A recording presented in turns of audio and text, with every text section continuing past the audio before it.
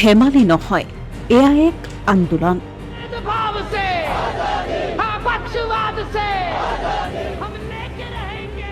এই কণ্ঠ নৱপ্ৰজন্মৰ।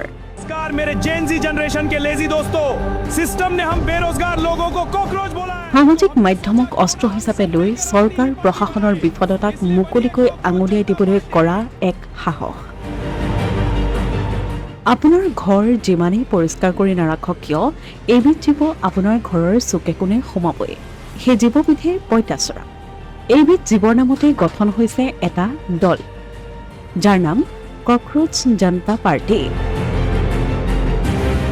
বিগত কিছুদিনৰ পৰা সামাজিক মাধ্যমত দেখিবলৈ পোৱা গৈছে এই ট্ৰেণ্ড। মাত্ৰ কেইটামান দিনতে সামাজিক মাধ্যমত 13 মিলিয়ন ফলোৱাৰ্ছ হৈ পৰিছে ককৰোচ জনতা পাৰ্টিৰ।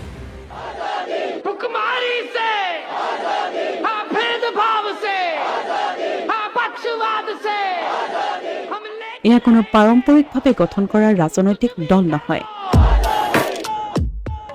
এয়া নৱপ্ৰজন্মৰ দ্বাৰা আৰম্ভ কৰা এক আন্দোলনহে। উচ্চতম ন্যায়ালয়ত এটা গোচৰৰ শুনানিৰ সময়ত দেশৰ মুখ্য ন্যায়াধীশ সূৰ্যকান্তই নৱপ্ৰজন্মক লৈ কৰিছিল এক মন্তব্য। Have you seen there are youngsters like cockroaches? They don't get any employment. They don't have any place in profession. Some of them become media. Some of them become social media. এই মন্তব্যৰ পাছতেই cockroach জনতা party গঠন কৰা হয়। দলটো গঠন কৰাৰ পাছতেই সামাজিক মাধ্যমত ইয়াৰ মিমছ, ভিডিঅ', পোষ্টাৰ আদি ভাইৰেল হৈ পৰা পৰিলক্ষিত হয়। অভিজিত দীপক নামৰ এজন যুৱকে এই ককৰোচ জনতা পাৰ্টি গঠন কৰে আৰু এই দলৰ সৈতে বহু কম সময়ৰ ভিতৰতে জড়িত হৈ পৰে লাখ লাখ লোক। ভাৰতৰ মুখ্য ন্যায়াধীশ সূৰ্যকান্তই তেওঁৰ এই মন্তব্যৰ স্পষ্টীকৰণ দিয়ে। পিছে জেনজিৰ এই আন্দোলনে নিবনুৱা সমস্যা, যুৱ প্ৰজন্মৰ প্ৰতি উপেক্ষা আৰু প্ৰতিষ্ঠানসমূহৰ জবাবদিহিতাক লৈ কৰা অসন্তুষ্টিৰ প্ৰতিফলন ঘটাইছে।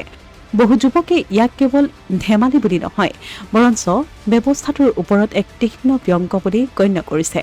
ককৰোচ জনতা পাৰ্টি ভাৰতৰ যুৱ প্ৰজন্মৰ অনুভূতিৰ এক প্ৰতিচ্ছবি, য'ত ক্ষোভ আৰু হতাশাবোৰে মিমছ আৰু ব্যংগৰ ৰূপ লৈ প্ৰকাশ পাইছে। এই দলটো গঠন কৰাৰ আঁৰত আছে অভিজিত দীপক নামৰ এজন যুৱক।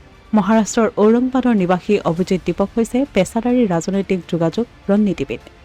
অভিজিত গণসংযোগ আৰু সাংবাদিকতাত স্নাতক ডিগ্ৰীধাৰী। তাৰ পাছতেই তেওঁ উচ্চ শিক্ষাৰ বাবে আমেৰিকালৈ যায়।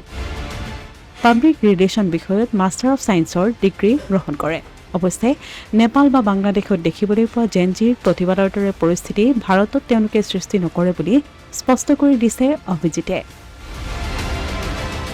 ভাৰতৰ মুখ্য ন্যায়াধীশগৰাকীয়ে নিবনুৱা যুৱক যুৱতীসকলক ককৰোচ বা পঁইতাচোৰাৰ সৈতে তুলনা কৰাৰ পাছত যুৱ প্ৰজন্মই ব্যংগাত্মকভাৱে ইয়াৰ প্ৰতিক্ৰিয়া ব্যক্ত কৰি গঠন কৰি দিলে ককৰোচ জনতা পাৰ্টি।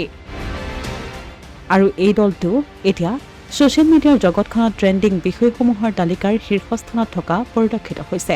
কিন্তু শেহতীয়াকৈ ককৰোচ জনতা পাৰ্টিৰ এক্সৰ একাউণ্ট ব্লক কৰা হৈছে ভাৰতত, যাৰ বাবে সৃষ্টি হৈছে তীব্ৰ প্ৰতিক্ৰিয়াৰ। অসমীয়াৰ প্ৰতিদিন ডিজিটেল ডেস্ক।